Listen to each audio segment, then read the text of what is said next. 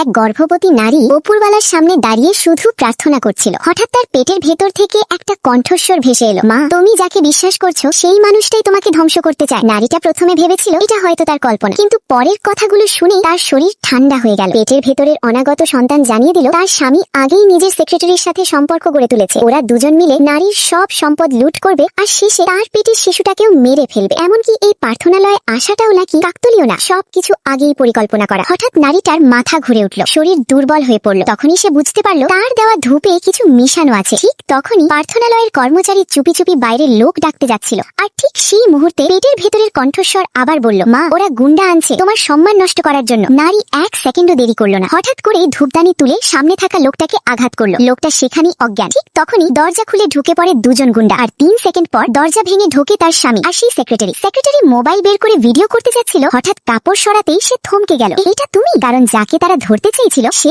এই নারী নয়, সে ছিল প্রার্থনালয়ের কর্মচারী। আসল নারী আগেই জায়গা বদলে ফেলেছিল নিজের অনাগত সন্তানের নির্দেশে। এরপর সেখানে হাজির হয় নারীর দ্বিতীয় ভাই, একজন পুলিশ অফিসার। কিন্তু আশ্চর্যের ব্যাপার, সেও হঠাৎ শুনতে পেল পেটের ভেতরে শিশুর কণ্ঠস্বর, মামা, আমার বাবা এখন তোমাকে ফাঁসাতে চাইবে। ঠিক তখনই স্বামী এগিয়ে এসে একটা সিগারেটের প্যাকেট দিল, ভেতরে ভর্তি নগদ টাকা। ভাই প্যাকেট না খুলেই ডাস্টবিনে ছুঁড়ে ফেলল। পরিকল্পনা ব্যর্থ হলে স্বামী এবার টার্গেট করলো নারীর বড় ভাইকে। একটা ভয়ঙ্কর চুক্তি, একবার সই করলে পুরো কোম্পানি ধ্বংস। শেষ মুহূর্তে নারী এসে থামালো। এরপর আয়োজিত হলো এক অনুষ্ঠান। সন্তানের জন্য আশীর্বাদ নিতে ডাকা হলো এক সাধুকে। কিন্তু সাধু মুখ খুলতেই নারী শুনতে পেল আবার সেই কণ্ঠ, আমি তোমার গুরুদেরও গুরু। সাধু মুহূর্তেই ঘেমে গেল। সবাই যেখানে বলছিল এই শিশু অশুভ, একে মেরে ফেলো, ঠিক তখনই সাধু মাথা নত করে বলল, এই শিশুকে আঘাত করলে আকাশ ভেঙে পড়বে। কিন্তু ভিড়ের ভেতর থেকে একটা কণ্ঠ চিৎকার করে উঠল, ও বাঁচলে আমরা সবাই শেষ। তাহলে প্রশ্ন রয়ে যায়, এই শিশুর আসল পরিচয় কি?